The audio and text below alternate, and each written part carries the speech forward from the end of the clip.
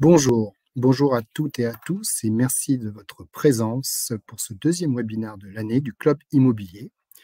Webinaire que nous faisons sur la base du baromètre émis par l'ARCEG concernant les décideurs et la transformation des environnements de travail.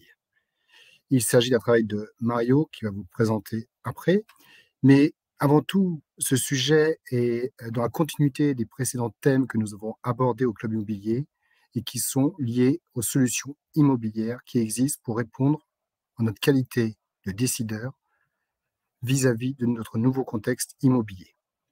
Il s'agit non pas seulement de voir l'avant et l'après, de comparer, mais également de voir les projets, de voir comment nous allons pouvoir aborder cet avenir sereinement et tous ensemble. Merci d'avance à Mario pour le travail qu'il a effectué. Et avant tout, je tiens à vous présenter chacun des intervenants avec lequel vous allez pouvoir passer et échanger pendant 1 heure.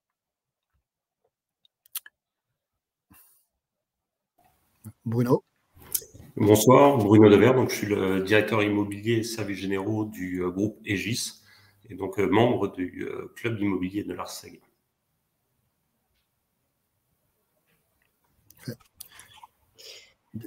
Donc Diane de Pompignan, au sein de Codir, j'interviens sur des sujets de stratégie immobilière et de projets globaux touchant à la fois aux environnements de travail et à l'immobilier. Jean-Marie.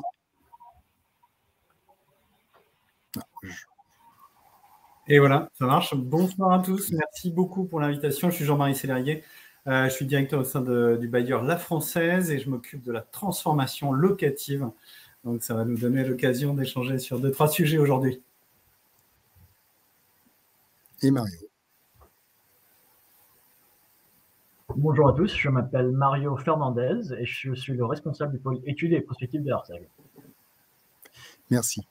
Pour ma part, je suis Julien Fouché, je suis directeur immobilier environnement de travail de HubCop et également pilote du club immobilier. Et je tenais, avant de commencer, déjà à vous rappeler qu'il existe un chat où vous pouvez poser toutes vos questions en direct. Nous y répondrons, soit au fur et à mesure, soit à la fin. Et je vais laisser maintenant la parole à Mario pour présenter ce travail. Merci beaucoup, Julien, et merci à tous d'être ici pour cette présentation du baromètre dans le contexte du club immobilier.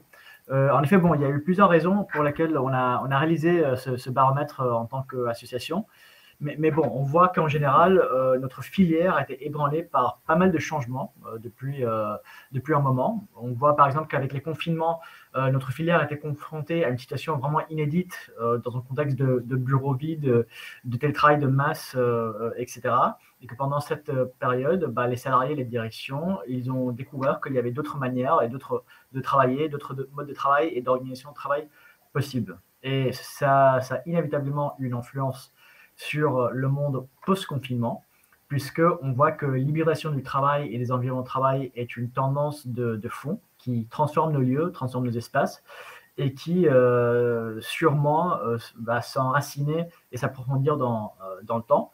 Et donc, pour comprendre tous ces changements et vraiment pour avoir une vision d'ensemble, en ce qui concerne le présent et potentiellement l'avenir, l'ARCEG a décidé de préparer un baromètre 2022 qui révèle les actions et les perspectives des grands décideurs de notre filière. Donc pour cela, on s'est appuyé sur un sondage de 130 répondants avec un document qui, comme je disais, parle non seulement de l'avant et de l'après de la pandémie, mais également donne quelques pistes sur comment les décideurs voient la filière et le développement de l'environnement de travail demain. Donc voilà, ça c'est pour vous donner une idée de pourquoi on a fait ce baromètre. En termes de panel, on voit ici qu'il y a plusieurs typologies d'entreprises, de plusieurs catégories. C'est vrai qu'on a plutôt des ETI, des PME, mais on a quand même presque un quart de grandes entreprises et un tout petit peu de micro-entreprises. En termes de secteur d'activité, on est plutôt, on est assez divers. Hein. On voit qu'il y a plusieurs secteurs d'activité dans ce panel. Je tiens aussi à préciser que la distribution territoriale du panel est assez diverse aussi. Il n'y a pas que l'Île-de-France, comme peut arriver parfois dans certaines études. Et voilà, on a une distribution régionale assez, assez bonne. Et en plus, en termes de décideurs dans l'environnement de travail, on est plutôt sur des DET, mais aussi quelques responsables de l'environnement de travail et parfois quelques office managers. Donc, une fois qu'on a posé ce cadre, on va commencer avec la première leçon de ce baromètre. Et comme on voit, en fait, en termes de présence de bureaux, les entreprises ont déjà fait leur révolution. Parce que si on compare l'avant et l'après des confinements, on a vraiment vu un changement de paradigme sur combien de temps, en moyenne, les gens passent de temps au bureau. Puisqu'on voit que voilà, le travail à distance exceptionnel a transformé certains rapports. Et on voit que, par exemple, dans le monde d'après, la plupart des salariés se rendent au bureau 3 jours par semaine, ce qui n'a rien à voir en fait avec la situation avant la pandémie. Et voilà, on voit aussi qu'environ un quart des entreprises demandent moins de 3 jours de présence à leurs collaborateurs, même dans certains cas. Donc voilà, et sachant que la normalité était 5 jours par semaine pour la plupart des entreprises qui ont été sondées avant les confinements, c'est quand même une transformation assez conséquente. Mais je laisserai quand même à nos experts réunis ici aujourd'hui au sein du club immobilier en dire plus. Je vais me permettre de prendre la parole et après je laisserai mes homologues répondre. Alors, sur ces chiffres-là, c'est une tendance qui est confirmée et ce dont je m'aperçois également au quotidien. Alors, pour information, nous, avant Covid, on avait un taux d'occupation autour de 70-80%. Avec le développement du télétravail et quelques difficultés à faire revenir les gens malgré des services, on arrive maintenant à atteindre un taux assez correct, je pense, de 65-70%. On n'est pas revenu à la norme, ça dépend des jours, mais la tendance, en tout cas, est faite que malgré 2 jours de télétravail, il y a quand même une présence réelle dans l'entreprise et qui est souhaitée également. Je ne sais pas si vous voulez compléter. Moi, je peux effectivement compléter. C'est-à-dire on voit effectivement une évolution qui est indéniable, et les 2 dernières années qu'on a vécues ont clairement accéléré une certaine évolution. Après, je pense qu'il faut modérer, et ce qu'on voit dans les chiffres, on n'est pas non plus parti à une déshérence des bureaux. On retrouve effectivement quand même une volonté de revenir.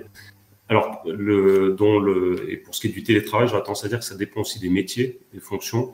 Nous, en tout cas, dans le groupe, on voit que c'est principalement sur des fonctions support, où on pourra avoir certaines fonctions support, on pourra avoir un taux de télétravail, en tout cas accru par rapport à il y a quelques années. Sur d'autres fonctions métiers, et GIS, donc, est un groupe ou un bureau d'études en infrastructure, un certain nombre de métiers nécessitent d'être entre collègues, d'être avec des plans papier, d'être chose qu'on ne peut pas faire en télétravail ou de manière assez compliquée. Donc voilà, donc on voit cette évolution en fonction des métiers. J'aurais tendance à dire aussi qu'on voit de temps en temps des divergences entre des managers et des équipes, entre aussi certains disent le télétravail c'est surtout les jeunes, au contraire c'est surtout les jeunes qui veulent venir dans les bureaux. Je pense qu'il n'y a pas tellement d'effet de génération. On retrouve en fonction dans les différentes générations des différences qui, pour certains, c'est lié tout simplement à leurs conditions de télétravail à domicile. Pour d'autres, l'envie effectivement de sociabiliser. On en reparlera un petit peu par la suite. Mais voilà. Donc c'est une évolution certes, mais j'allais dire modulée et modérée, et qui dépend effectivement pas mal des fonctions. En rebondissant sur ce que tu viens de dire, Bruno, c'est vrai qu'on trouve beaucoup de chiffres variés, et si nous, dans le panel des missions qu'on peut avoir, il y a beaucoup d'études qui expriment et beaucoup de cas qui expriment la diversité des situations. Nous, en pratique, nous recommençons à peine à faire des études d'occupation maintenant, parce que jusqu'à présent, la situation n'était pas stabilisée. On se pose même la question de savoir si ça va vraiment être stabilisé. Et du coup, est-ce qu'aujourd'hui, on a atteint quelque part une situation stable? Ça, c'est un premier point. Et un deuxième point qui est à partager, mais que nous, ce qu'on voit, c'est qu'il y a beaucoup de choses, à peu près 10 à 20% des travailleurs qui ne feront pas de télétravail, ou en tout cas qui ne sont pas à distance parce qu'ils souhaitent être présents sur site. On voit aussi cette situation de se dire, nonobstant ce qui est droit à télétravail, en vrai, certaines personnes n'utilisent pas jusqu'au bout ce droit à télétravail et ce droit à distance. Mais la situation varie. Pour finir ce tour de table, je remarquerai juste que Julien et Bruno, je crois que vous êtes au bureau, tandis que Diane, Mario et moi, nous sommes à distance, et on retrouve tes chiffres, Mario, dans cette proportion-là. C'est très bien vu. Là-dessus, il faut se méfier, hein, en visio. Il peut y avoir aussi des fonds d'écran qui peuvent être trompeurs. C'est vrai. C'est vrai. Mais effectivement, je suis au bureau. Et de fait, c'est aussi un sujet de se dire, et c'est peut-être en rebondissant, il y a un vrai sujet de mesurer le travail la présence effective sur site, parce que les apparences sont trompeuses, tu viens de le dire. Et donc, comment je mesure effectivement la présence sur site, c'est un sujet aujourd'hui de plus en plus. Les chiffres que tu mentionnais, Julien, étaient intéressants. C'est-à-dire qu'aujourd'hui, on met en place ce type de monitoring, quoi. Oui, avant on le faisait par période dans l'année, ça aidait sur certains sujets de type congé imposé. Maintenant, on le fait vraiment au jour de la semaine. Bon, après, on n'a rien inventé, on sait qu'il y a des jours où il y a moins de monde, mais ça permet aussi de faire un lien entre le nombre de présences et les services proposés, et de mettre en cohérence, voir un petit peu la rentabilité, le ROI du service. Et quand je dis service, j'entends le service du bâtiment également. Je n'entends pas uniquement service aux occupants. D'accord. Bon, merci de vos points de vue. En effet, le télétravail, même s'il y a eu des évolutions assez fortes, reste un sujet complexe, reste un sujet où il y a des cas très différents, non seulement sur combien de fois on télétravaille dans la semaine, mais également depuis où. Et d'ailleurs, c'est une bonne transition parce que contrairement aux idées reçues de certains, je ne dis pas de tout le monde, mais de certains en tout cas, le télétravail ne rime pas forcément avec le travail à domicile. C'est-à-dire que c'est pas que à la maison qu'on va forcément télétravailler. Et notre panel le montre, même si, encore une fois, on peut avoir des milliers de cas en fonction des entreprises, mais d'après notre panel et la tendance qui se dessine, c'est que en fait, il y a une multitude d'espaces depuis lesquels on peut télétravailler. Et en fait, depuis les confinements, il y a de plus en plus d'espaces où l'intensité de travail dans ces espaces a augmenté. Puisque on voit que hors domicile, les transports restent, même s'ils restent les premiers lieux de télétravail en entreprise hors domicile, ils vont quand même augmenter de 6 points en termes de fréquence. On voit aussi que le recours à certains tiers-lieux a presque doublé à la suite des confinements. Et d'ailleurs, juste pour ajouter quelques chiffres qui ne viennent pas de cette étude, mais qui viennent de France Tiers-Lieux, il y a eu une forte augmentation de l'usage et de la présence de ces tiers-lieux sur le territoire français. Donc, et par tiers-lieu, il y a plusieurs catégories d'espaces, mais ici, on peut parler par exemple des espaces de coworking. On sait qu'ils ont le vent en poupe dans pas mal d'endroits, non seulement en France, mais aussi en Europe et aussi aux États-Unis et dans d'autres parties de la planète.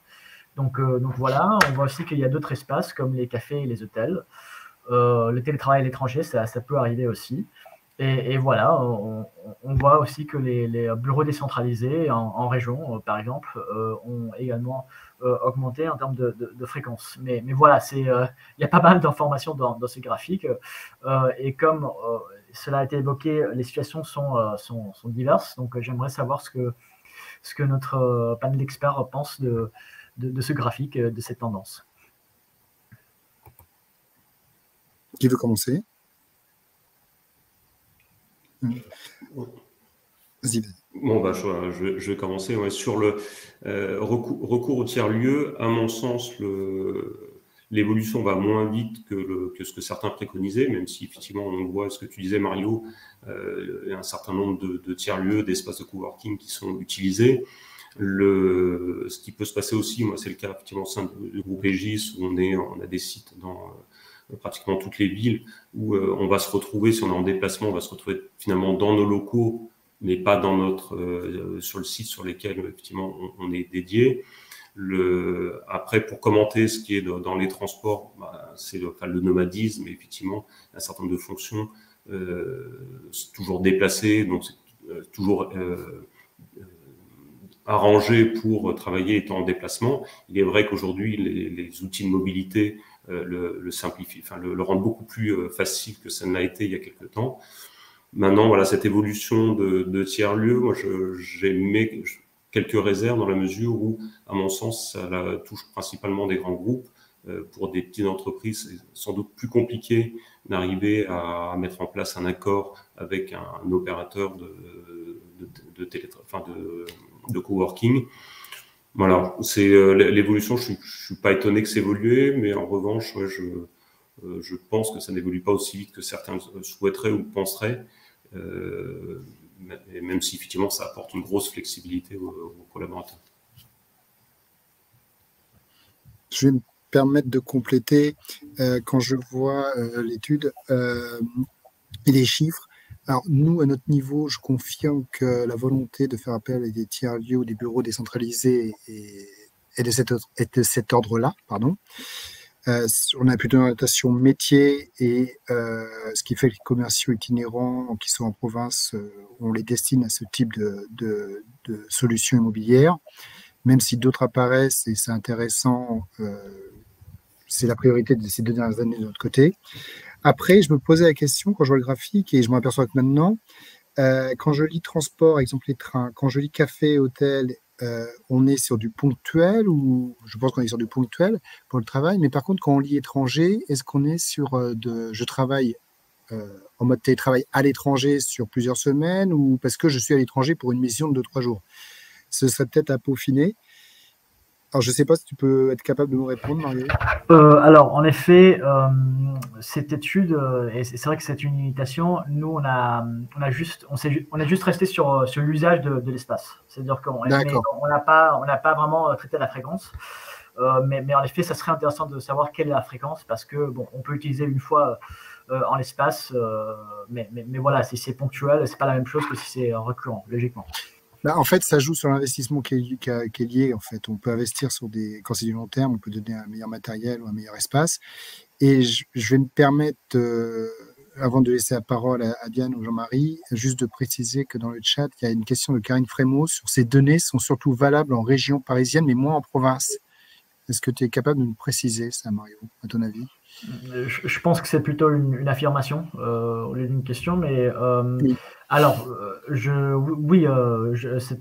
étude ne le montre pas forcément, mais oui, c'est vrai que c'est plutôt en région parisienne ou en Île-de-France où on voit ce type de tendance. Ça n'empêche pas que la soit-dite Provence est restée dans le même endroit avant la pandémie, c'est pas du tout le cas, notamment dans les métropoles régionales comme Lyon, Marseille, etc.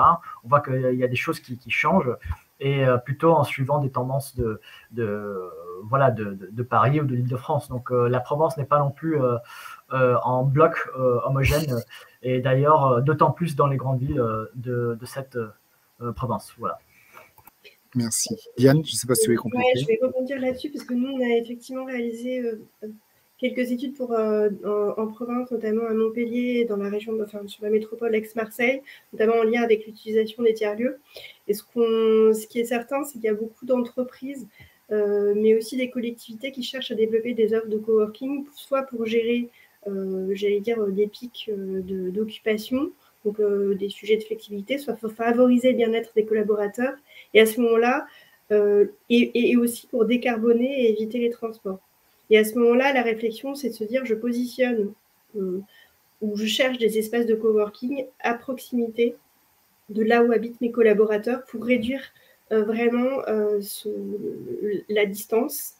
Et ce qu'on voit, alors on l'a pas mal vu notamment sur une étude qu'on a faite à Marseille et aussi à Montpellier, sur le fait qu'il y a en fait, les ETI ou les petites entreprises cherchent des espaces dans des tiers-lieux plutôt de type bureau opéré. C'est-à-dire que derrière tiers-lieux, il y a plusieurs notions. Il y a l'espace de coworking staff ou avec chacun un bureau indépendant. Et là, c'est vrai qu'on a finalement, c'est presque une offre qu'on voit moins en province. Mais en tout cas, tout ce qui est bureau opéré est beaucoup plus présent. Et c'est peut-être ça, le 32%, c'est peut-être aussi ça qui peut traduire. C'est-à-dire qu'on n'est pas sur un tiers-lieu au sens staff coworking, mais peut-être du bureau opéré, qui est un tiers-lieu. Oui, tout à fait. Juste une précision également, avant de vous laisser la parole. Il y a Patrice Lachaud qui précise « Il sera intéressant d'avoir des taux de présence sur site en fonction des métiers, mais cela a peut-être déjà été réalisé, comme les commerciaux, le marketing, les techniciens, puis les fonctions réputées sédentaires. comptable, DRH, environnement de travail.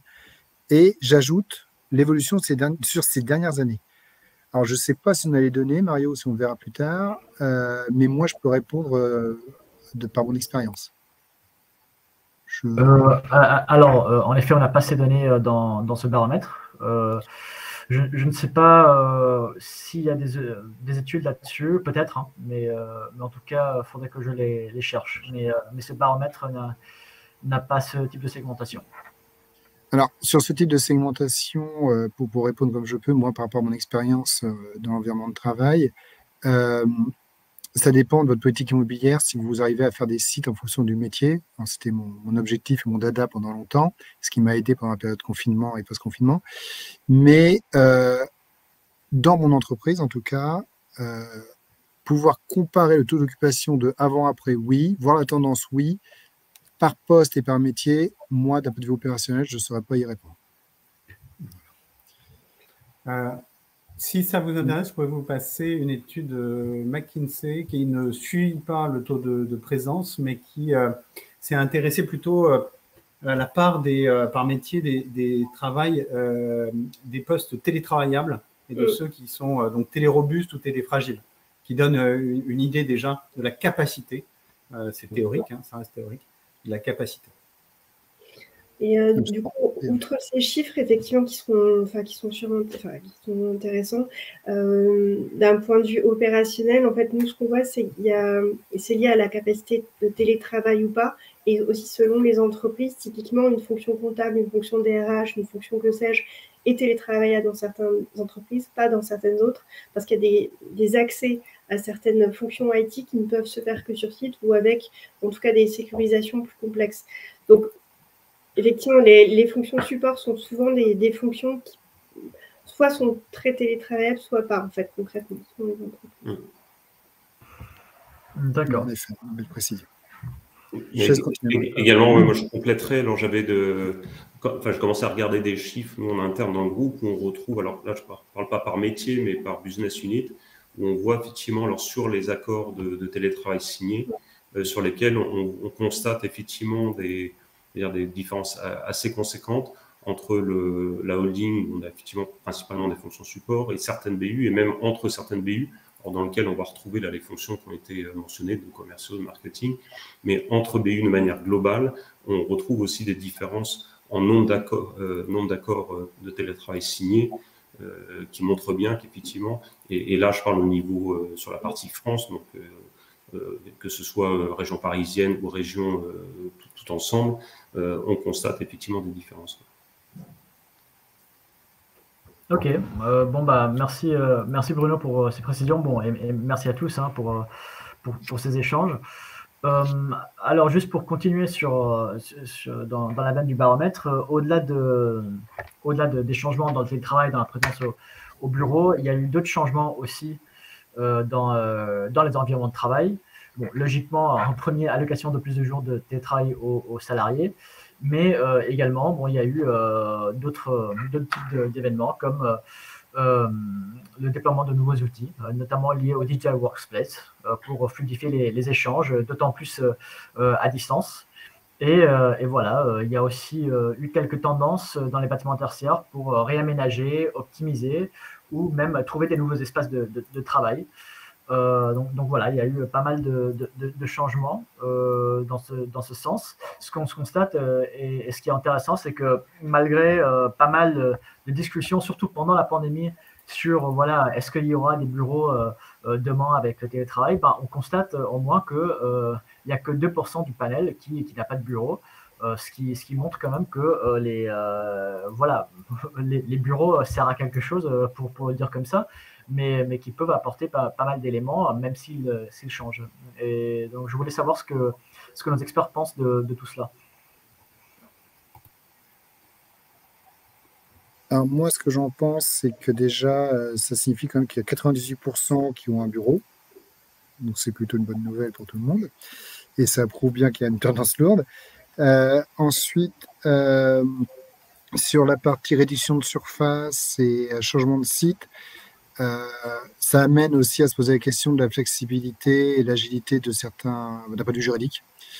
et des accords qu'on a avec notre bailleur. Donc là-dessus, il y a des changements, de ce type-là, mais qui amènent d'autres changements dans le relationnel et dans notre approche sur la partie juridique des baux notamment.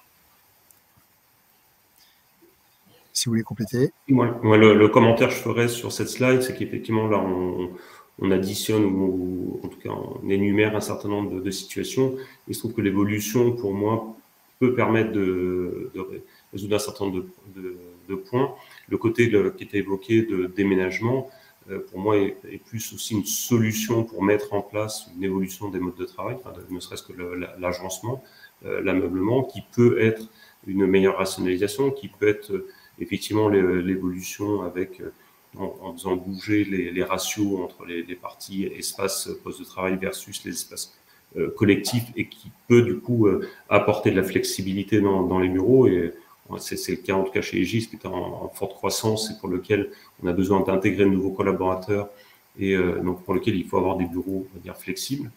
Et donc c'est souvent, enfin en tout cas en ce qui me concerne, je vois ça dans son ensemble, de voir comment on peut évoluer et finalement rationaliser les espaces, qui ne veut pas dire systématiquement réduire les surfaces, mais c'est vraiment un tout à regarder sur la cible de l'aménagement de ce qu'on souhaite faire pour répondre aux besoins, pour avoir des bureaux performants, et du coup repartir, je dirais, d'une feuille blanche sur un nouveau site lors d'un déménagement. Alors, bien évidemment, en fonction, ce que je disais un peu Julien, mais bien évidemment en tenant compte des échéances et des obligations liées à nos baux qui sont dans certains cas pas forcément proches, et donc qui peut rendre plus complexe l'équation. Nous, en fait, le chiffre qui m'a attiré, c'est le 58% projet d'aménagement. En fait, c'est un chiffre qui paraît vraiment très important, et c'est vrai que nous, dans l'émission qu'on fait, certes, il y a des projets d'aménagement, mais jusqu'où? En fait, l'inflexion, elle diffère vraiment sur les entreprises, et parfois, on a juste modifié certains benches, on n'a pas fait grand-chose. Nous, nos projets, c'est essentiellement des réflexions sur comment optimiser l'usage des surfaces, sans trop les réduire. On a un petit peu passé la phase de je divise par 2 ma surface parce que je vais avoir du télétravail, et voilà. Mais vraiment de pouvoir avoir une réduction de surface qui puisse couvrir tous les aléas, en lissant dans la semaine aussi, en disant que peut-être tous les télétravailleurs vont pas être là tout le mardi ou le jeudi, ou voilà, potentiellement. Et on a, selon les entreprises, des projets d'aménagement qui vont plus ou moins loin. Donc, je ne sais pas qu'est-ce qu'il y a derrière ces 58%. Voilà. Des projets d'aménagement de tout type, voilà, on n'a pas décortiqué à ce point, mais voilà. Ça serait intéressant en effet de voir ce qu'il y a derrière ce projet, la durée, voilà. Oui. Et c'est vrai, je rejoindrai ce que disait Bruno. En fait, télétravail, ça ne veut pas dire tout le monde quand il veut, quand bon lui semble. Il y a aussi une organisation à avoir, une notion de garder l'esprit du collectif et d'être organisé, soit pour vraiment réduire la surface et de se dire je lisse ma présence dans la semaine, soit se dire je repense vraiment mes aménagements. Il y a tout un usage allié avec les nouveaux aménagements et les projets. Peut-être pour compléter, moi je peux vous donner quelques informations complémentaires sur le changement de site, la partie déménagement, puisque bien évidemment on regarde avec beaucoup d'attention quel a été le comportement des clients qui nous rejoignent. Pourquoi ils nous ont rejoints dans ce contexte si particulier? On voit 3 macro-tendances, mais qui peuvent s'hybrider. Il y a d'abord un flight to centrality, c'est-à-dire vraiment cette recherche de se mettre peut-être plus proche de hub de transport, plus proche de ses collaborateurs. À la centralité, ça peut vouloir dire plusieurs choses. Ça, c'est le premier mouvement qui peut justifier un déménagement. Le deuxième grand mouvement qu'on voit, c'est un flight to quality, c'est-à-dire peut-être des immeubles plus récents, des immeubles mieux équipés, plus frugaux, notamment en termes de consommation énergétique, mais aussi une qualité globale, et je pense aux qualités de service que certains immeubles obsolètes ne peuvent pas forcément proposer. Ça, c'est les deux principales raisons. Et puis, de temps en temps, même si c'est minoritaire, un flight to economy, dans le sens où on cherche strictement l'économie. Alors après, c'est un juste équilibre qui est au cas par cas entre ces trois principaux axes. Il y a bien évidemment d'autres situations, mais voilà ce qu'on constate aujourd'hui chez nos nouveaux arrivants. Moi, je vais me permettre aussi de compléter à chaud quand je vois les échanges qu'on a et les 58%.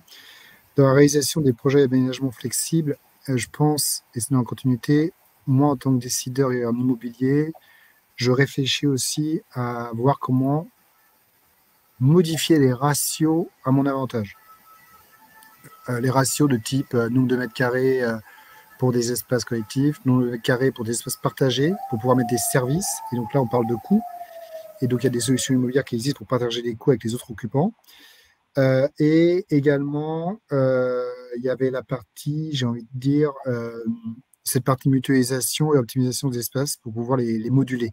Et là, on parle vraiment de flexibilité dans le sens changer un espace assez rapidement et passer du thème d'un espace à un autre. Dans la continuité également, je regarde le chat et je vois Patrice Lachaud qui nous précise 98% ont-ils des bureaux affectés ou un poste hybride. Alors je pense que c'est les deux. Je ne sais pas, Mario, si tu as la précision. Oui, c'est les deux. C'est les deux, je m'en doutais. Et après, aménager à un coût non négligeable et réaliser ces travaux sans être certain de répondre aux besoins en fonction des usages à terme est un risque important. Bon. En effet, je crois qu'on partage tous. Faut travailler en amont sur les ratios et puis bien négocier avec toutes les parties prenantes et identifier vraiment nos besoins métiers. En tout cas, c'est comme ça que je vois les choses. Je ne sais pas si vous voulez compléter. Ouais, je vais juste compléter. Effectivement, ce que dit Patrice, c'est tout à fait juste. Un projet immobilier, c'est en termes de coûts, c'est forcément conséquent. Je pense aussi, le point de vue, c'est que c'est pour ça que j'ai une tendance, dans certains cas, moi, à prôner actuellement dans le contexte un déménagement pour retomber sur le schéma d'ameublement, sur l'équation qui est sans doute la plus proche, et en tenant compte également du contexte du marché immobilier et sur le fait que en termes de franchise qu'on peut obtenir lors d'un nouveau bail, ça peut ça fait un peu la balance, ça peut équilibrer un peu l'équation et donc finalement effacer une partie des coûts projets. Ok, bon merci pour. Ok, super, merci pour toutes ces précisions. En effet, le débat est riche et varié, et aussi divers que les enjeux. Mais on a parlé pas mal du bureau dans tous ces aspects, dans toutes ces évolutions potentielles, ces transformations. Mais ça serait intéressant aussi de voir en fait par rapport à ces 2% qu'on a vu dans le sondage précédent. Qui n'ont pas de bureau, donc ça veut dire 98% ont des bureaux. Pourquoi, en fait, ils trouvent de la valeur dans les bureaux? Quelle est la valeur du bureau aujourd'hui? Et c'est quelque chose qu'on a demandé aux personnes qui ont participé à notre sondage et à notre baromètre. Et de ce qu'on a pu voir, la valeur principale des bureaux repose en fait sur le développement dans le sens du collectif dans l'entreprise. Donc, on voit des idées et des notions comme collaborer, se rencontrer, socialiser. Donc, on est quasiment unanime sur ces points. Si on parle des décideurs et comment ils voient les espaces des bureaux, en tant que rôle fédérateur. Et toujours dans cette optique collective, on voit aussi que les bureaux servent d'une certaine manière à incarner physiquement une culture en sens collectif d'une entreprise et servir aussi comme une vitrine ou point d'ancrage. Et lié à tout cela, on peut voir aussi que quand on organise des onboarding, dans 84% des cas, les entreprises préfèrent le faire directement sur site. Donc voilà ce qui est apparu dans notre baromètre. Qu'est-ce que vous en pensez, chers experts? Moi, je pense que c'est une excellente nouvelle, c'est que les bureaux restent effectivement préconisés, demandés, souhaités, et ne serait-ce que pour le collectif. Je pense qu'on a tous souffert des périodes de confinement et de ne pas être entre collègues, ne pas être ensemble. C'est d'ailleurs souvent dans le collectif qu'on est créatif, ce qui est quand même nécessaire pour les entreprises pour développer le business de chacun. Donc voilà, donc c'est plutôt une bonne nouvelle quand on voit je crois c'est 8%, si je ne me trompe pas, de personnes qui considèrent que le bureau n'a aucune valeur ajoutée. C'est déjà, j'allais dire 8% de trop, mais bon, et pour moi, c'est vraiment indispensable le bureau parce que c'est là qu'on peut effectivement créer la notion d'appartenance. La marque employeur, elle vient de là. On fédère des équipes en les mettant ensemble et tout ça en accord avec ce qu'on a dit là sur le point précédent, en ayant des espaces qui le permettent. On voit aussi, je crois que c'est 66% de personnes qui souhaitent se concentrer, mais ça, c'est également on pourrait penser pour certains préfèrent être en télétravail, d'autres ne peuvent pas forcément se concentrer en télétravail pour différentes raisons. Et donc, on revient bien sur des bureaux hybrides et qui permettent de proposer différents espaces en fonction du moment et donc de rythmer la journée avec peut-être quelques moments dans la zone silencieuse et puis le reste de pouvoir collaborer donc de manière forcément un peu plus bruyante. Je soutiens ton enthousiasme, Bruno, pour les bureaux. Je suis légèrement biaisé, mais je suis tout à fait d'accord. Et sur une autre note, c'est le lien entre la société avec un petit s et celle avec un grand S. Le collectif revient effectivement en force. Moi, je compléterais ça parce que le point qui m'a le plus surpris, mais qui est une tendance de fond, c'est l'onboarding. Alors, peut-être que vous connaissiez déjà cette tendance. Moi, je l'entends de plus en plus depuis quelques semaines. Et quand je vois qu'on parle d'onboarding, quand je vois qu'on parle de vitrine, je pense RH, je pense marque employeur. Et je me dis que vis-à-vis de nos métiers, avant, on avait notre DAF qui était vraiment notre ami, on va dire. Là, il faut vraiment qu'on travaille beaucoup plus avec la DRH et il y a un poids de plus en plus important. Et ce qui amène au deuxième lien qui est le collectif avec la société. Et donc, tout ce qui est valeur d'entreprise et la valeur ajoutée ou la valeur perçue que peut apporter cette entreprise auprès d'un candidat. En apportant des solutions concrètes comme c'est écrit, mais aussi des solutions qui peuvent... la vitrine, c'est quand même subjectif. L'onboarding, c'est pas que le bâtiment, c'est aussi les personnes qui accompagnent. Donc, on est vraiment partie prenante sur cette dynamique, j'ai envie de dire. Cela dit, en complément, juste de ce que tu viens de dire, Julien, effectivement, parmi les directeurs immobiliers, une partie généralement reporte au directeur financier, mais aussi une bonne partie au DRH. Donc, il y a déjà dans un certain nombre de groupes, c'est déjà inclus dans l'organisation en tant que tel. Ouais, en termes d'organisation, je suis d'accord avec toi, mais en termes de participation à décision, de plus en plus, la DRH, il y a du poids, je trouve. Oui, tout à fait. Ben, voilà, donc ça s'équilibre un peu. Et c'est normal, et c'est bien. Oui, c'est très bien, oui, ça c'est vrai. Du coup, sur la partie, et c'est vrai que nous, typiquement sur la partie environnement de travail et usage, on a plus des DRH, on va dire, quelque part comme clients. Et aujourd'hui, c'est effectivement des RH et DAF qui doivent coexister, en tout cas trouver une solution. Nous, d'un point de vue aménagement, ce qu'on voit de plus en plus pour favoriser justement ces espaces au service du collectif, c'est une réflexion particulière sur comment je suscite des rencontres imprévues, avec notamment la notion, parce qu'autrefois ça se faisait simplement, et de plus en plus avec le télétravail, il va falloir les susciter. Et donc on a une réflexion spatiale, la principale solution spatiale sera de créer un cœur de vie, un agora ou un forum qui va faire converger un peu toutes on va dire toutes les fonctions centrales pour que ces rencontres imprévues aient lieu et que cet informel qui régit l'innovation soit aussi présent. Aussi en termes d'usage, on a sur les espaces au service du collectif, il y a aussi une réflexion à mener sur comment on monitore ces espaces. On parlait tout à l'heure de présence effective sur site. Tu disais tout à l'heure, Julien, ça permet aussi de monitorer et de bien dimensionner ces services. Et c'est vrai que la notion de monitorer ces services et ces espaces, de se dire ça c'est réservable, ça c'est bien réservable, c'est une réflexion à avoir en amont pour que ça soit bien rentabilisé dans tous les sens du terme et bien utilisé. Sur la partie aménagement, et si je peux me permettre, j'aurais aussi un autre point. C'est vrai que le développement de services, on parlait tout à l'heure de tiers-lieux, c'est aussi un élément qui pousse certains, soit investisseurs, soit utilisateurs, à parfois sous-louer un coworker avec des clauses d'accès à certains services. Ça permet, cette sous-location à un coworker ou des solutions de bureaux opérés, ça permet aux collaborateurs d'avoir un accès simple à une palette de services. Et pour l'entreprise, ça permet aussi, j'allais dire, de pouvoir adapter ces services dans le temps, puisque ce n'est pas elle qui les gère. Donc, ce sont des solutions qu'on voit de plus en plus aussi poindre dans les réflexions. Je suis tout à fait d'accord, c'est la projection. Super. Eh ben, merci encore une fois pour toutes ces précisions et toutes ces expertises, bien sûr. Maintenant, bon, on a parlé pas mal sur l'avant et l'après de la pandémie, sur où se situent les environnements de travail aujourd'hui.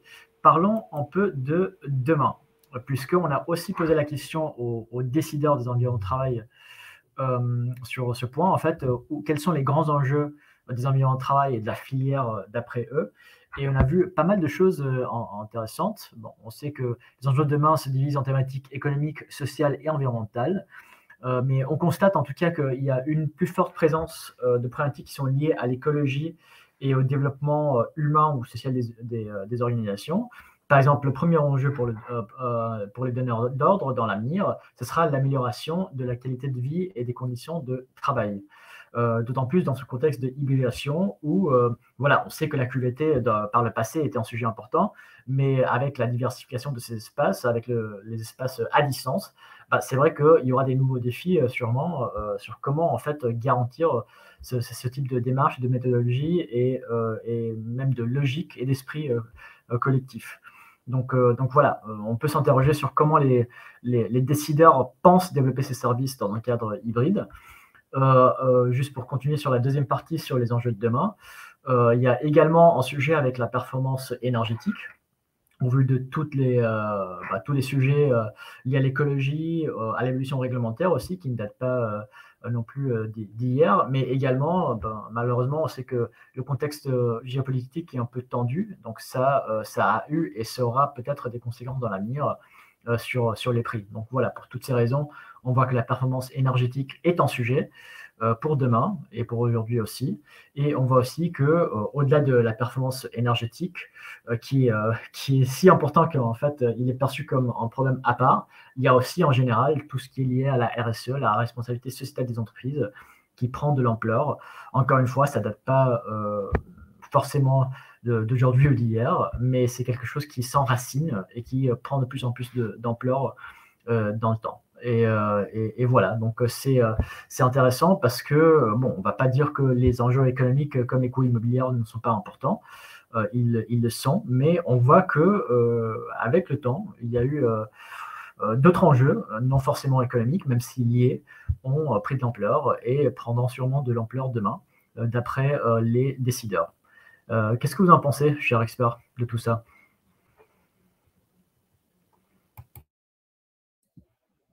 Non, Bruno, si tu peux.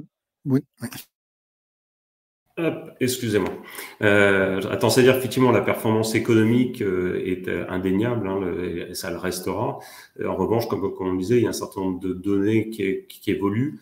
Pour ce qui est effectivement de la partie énergétique, ça a été, je veux dire, dans un premier temps plutôt stimulé, voire imposé, au travers que ce soit par exemple le décret tertiaire, l'arrivée du décret tertiaire, que ce soit actuellement, et pour effectivement un certain nombre de groupes, dans le groupe Aegis, qui est en partenariat du système EcoWatt, pour ceux qui effectivement l'ont suivi, qui vise, alors qui est de manière temporaire, mais a priori sur des mesures qui s'inscriront dans le temps, qui visent à réduire les consommations énergétiques des immeubles, compte tenu plus du contexte, on va dire, national de disponibilité électrique.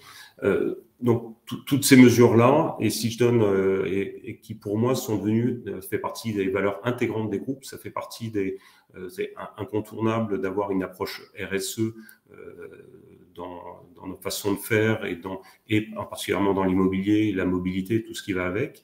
Moi, ce que je constate, c'est qu'effectivement, il y a une demande de plus en plus présente des collaborateurs et en particulier de la génération jeune, qui sont très attachés à ces valeurs et qui sont, si je reprends les mesures du système EcoWatt qu'on a mis en place, on était en train de réfléchir, de les mettre en place et on était sollicité en interne par des différentes voies de communication interne, principalement, je l'ai dit une fois de plus, par des jeunes, pas uniquement, qui disaient mais qu'est-ce que vous mettez en place, qu'est-ce qui va être mis en place pour réduire l'empreinte carbone, pour effectivement aller dans ce sens-là. Donc c'est une évolution qui est incontournable, qui est et tout le monde sera gagnant dans cette évolution. Alors moi, de mon côté, ce que je note, c'est des enjeux qui sont à la fois obligatoires, par exemple la performance énergétique. Alors, quand j'entends obligatoire, c'est la réglementation, hein, décret tertiaire, on peut avoir toute une volonté environnementale, il y a aussi l'obligation légale à respecter. Et de l'autre, en fin de graphique, je vois une amélioration de la qualité des services et une mise en place de nouveaux services. Donc là, on parle de services aux occupants. Et donc, j'ai envie de dire que c'est complémentaire. C'est pas à l'opposé, c'est complémentaire. Ça amène à se dire que, et c'est une belle phrase que j'ai entendue il n'y a pas longtemps, qui dit qu'à un montant égal ou un budget égal, c'est la clé de la partition qui pourra changer. Donc les enjeux de demain, ce sera à nous de voir comment trouver le bon partenaire, que ce soit par du coworking, un bail classique ou un bail agile, comment voir avec eux pour répondre, avoir le bon arbitrage au niveau local. Et puis, il ne faut pas oublier le point qui est la culture d'entreprise. Donc là, c'est la direction qui demande qu'on maintienne la culture d'entreprise. Et la culture d'entreprise, il faut la matérialiser. Et ça, de plus en plus, on ira sur la personnalisation des espaces de travail, soit sur du long terme, soit sur du court terme, privatif, je pense, même si on est en co-occupant ou autre. Et sur cette partie culture, en termes d'aménagement, il y aura une signature. Je pense que, moi, je vise des signatures sur tous mes sites, qu'ils soient en coworking, en bail agile ou en bail classique, qu'il y ait un moment où, quel que soit le collaborateur qui rentre, qui fait partie du groupe, il sache qu'il est chez nous, quoi. Donc voilà les enjeux que moi j'identifie et mon ordre de mon chemin, quoi. Je ne sais pas si vous voulez rajouter. Alors peut-être pour l'apporter d'un autre angle, hein, que je représente, c'est vrai que en fait même le moindre enjeu, c'est une priorité pour 68% des répondants. Et moi, ce qui m'a vraiment marqué quand j'ai regardé ce graphique, c'est que c'était représentatif en fait que tout devient prioritaire et que le sujet immobilier et votre sujet en tant que responsable de ces sujets-là, c'est un sujet qui est largement partagé autour du COMEX. Je pense que c'est un mouvement qui n'est pas récent, mais qui est vraiment en renforcement désormais. Plus que jamais, nos interlocuteurs directeurs immobiliers sont dans une approche où ils sont des coordinateurs de la volonté totale de l'entreprise, du projet d'entreprise. Et ça a quand même des impacts sur nous qu'on commence à voir, c'est-à-dire on ressent qu'on doit plus que jamais vous apporter des solutions, que la vie technique soit simple. On parle de nouveaux projets, on parle de nouveaux services, mais au final, si on prend une pyramide de Maslow, il y a tous les services de base techniques qui doivent continuer à marcher et à marcher vraiment sans problème. Donc, ça, c'est la façon dont on pourrait vous aider, sans tomber dans le gadget, mais avoir des services qui soient des solutions, même si le terme est un petit peu galvaudé, des vraies solutions, et puis toujours plus de flexibilité pour pouvoir vous donner la capacité de réagir dans un contexte où il y a tellement de volatilité, tellement peu de visibilité. Je rebondis juste sur le commentaire de Philippe, que je salue au passage. Effectivement, c'est aussi un autre enjeu là qu'on n'a pas mentionné, c'est que nombreux sont les groupes, entreprises dont les budgets sont extrêmement serrés.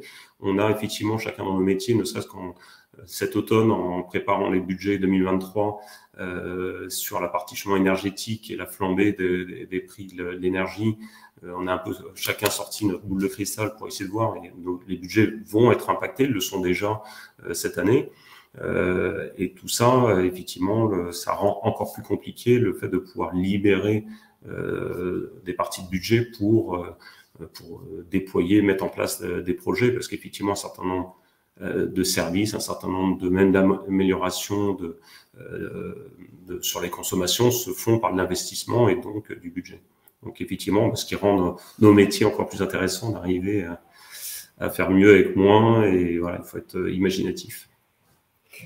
Et c'est vrai que je voudrais vous rejoindre un peu tous. C'est-à-dire que je rejoins Jean-Marie dans le sens où, enfin, nous, dans nos interventions, on voit vraiment cette notion de beaucoup d'enjeux qui deviennent tous prioritaires. Mais par contre, il y a quand même une évolution et c'est que la notion de réduction des coûts immobiliers, donc qui est aujourd'hui certes à 68%, ce qui est énorme. Je pense qu'on aurait fait avant le confinement, ça aurait été, je pense, peut-être un des premiers éléments. Ou alors, en tout cas, au moment du confinement, on aurait eu la flexibilité en mode un peu large, quel que soit le moyen. Aujourd'hui, on a des problématiques beaucoup plus concrètes sur comment doit se traduire la flexibilité. Et on a un impact immobilier qui est que à 68%, qui est toujours présent, mais parce que justement, cet impact immobilier doit se répartir sur tous les autres sujets. Et ce qui est, nous, ce qu'on voit en termes d'usage, c'est qu'il y a un plébiscite, effectivement, pour la décarbonation, la réduction de l'empreinte carbone. Il y a une réglementation décret tertiaire qui impose des rénovations énergétiques. Et donc, du coup, certains bâtiments qui ne vont plus se retrouver, qui vont être peut-être tombés en déshérence. Et d'un autre côté, il y a le bien-être des collaborateurs. Et concrètement, réduire la température, réduire tout ça, ça a des impacts sur le confort, le bien-être.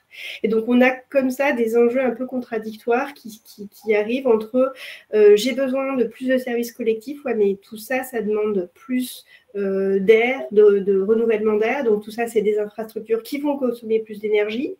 J'ai aussi besoin d'une température de X. Donc, tout ça, ça va demander de l'énergie. Et d'un autre côté, oui, mais il faut réduire la facture énergétique et il faut réduire tout ce qui est consommation énergétique. Donc, on a aujourd'hui des développements et des aspirations ou des réglementations qui sont dans les deux sens. Et tu parlais de curseur, Julien, c'est aussi là-dessus qu'il va falloir qu'on se positionne. Entre services et autre chose, mais aussi entre argent, bien-être et décarbonation au sens large, on va dire. Oui, c'est exactement ce que je voulais dire. Et je pense que c'est ce que veut aussi exprimer Karine Frémaux, à qui je dis bonjour, parce que, voilà, et qui précise également que certains sujets ont peut-être été mis en avant par le plan de sobriété lancé à la rentrée et qui nous oblige à agir là-dessus. Et donc, oui, il y a un changement de priorité. Et quand on regarde également dans le chat, on voit une remarque de Patrice Achot qui explique que les DET doivent être inventifs, surtout avec les prestataires. Ben, on compte sur vous, donc voilà. Et à première vue, on y arrive tous ensemble. Et puis Philippe qui dit que les services d'environnement de travail sont mis en avant depuis la gestion du Covid. On demande de travailler sur la sobriété énergétique de plus en plus au quotidien. Donc ça confirme. Ça confirme que de plus en plus, tous ensemble, prestataires comme donneurs d'ordre, on doit travailler pour trouver des solutions qui permettent de répondre à tout avec moins de budget. Et je rajoute juste une chose, c'est que sur effectivement les plans de sobriété énergétique et qui visent à réduire la température dans les bureaux, en termes de qualité de vie au travail où on peut avoir très froid, ou avoir plus froid qu'avant, ça peut être un peu un paradoxe, mais bon.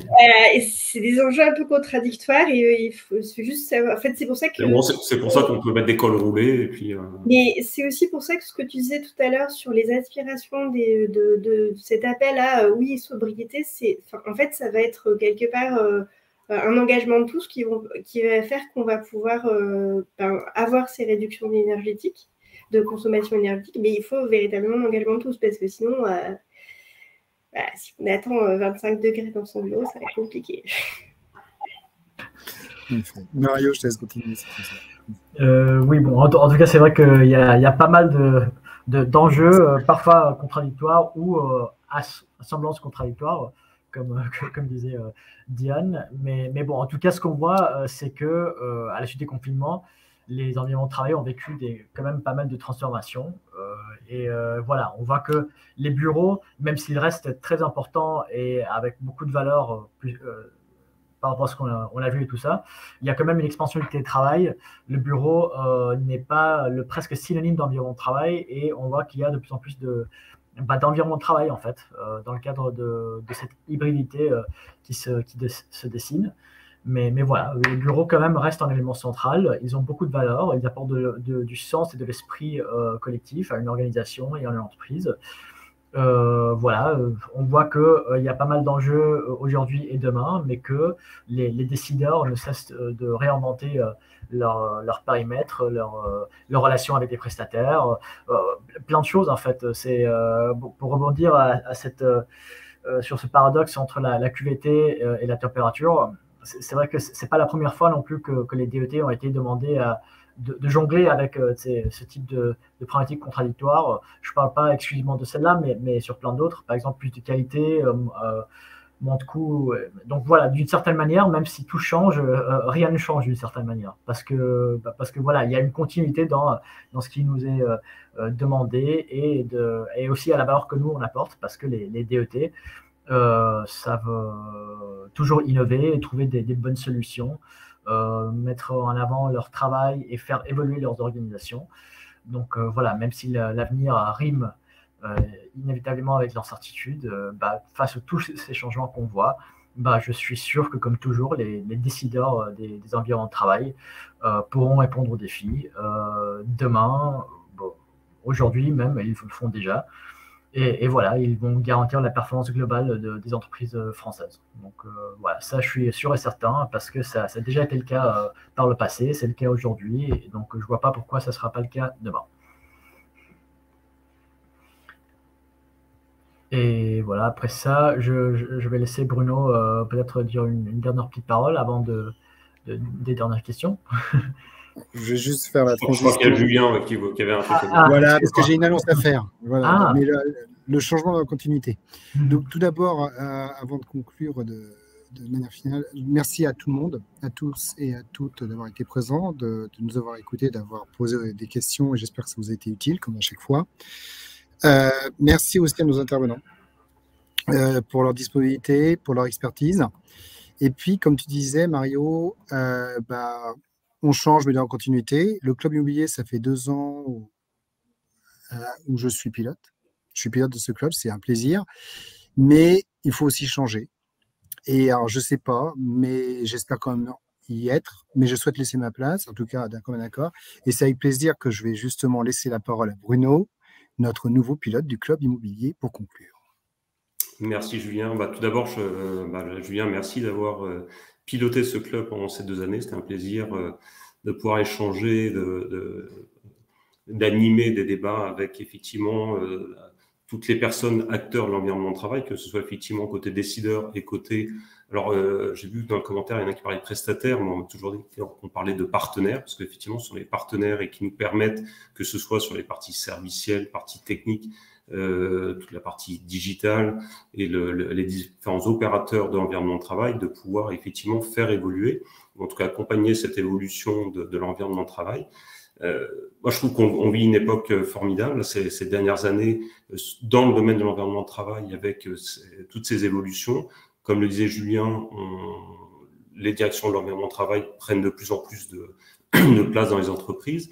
On marche main dans la main avec la partie finance a toujours été, mais avec la partie RH, avec toute la partie finalement organisationnelle. Et donc voilà, donc le club immobilier va poursuivre. Et donc je serais ravi de piloter ce club à partir de maintenant. Et donc on vous donne rendez-vous, on va garder le même rythme de 2 rendez-vous annuels, donc globalement au printemps et à l'automne. Et voilà, pour ce qui est des thèmes, on vous l'annoncera un petit peu plus tard. Mais en tout cas, merci à vous d'avoir participé et puis à très très bientôt.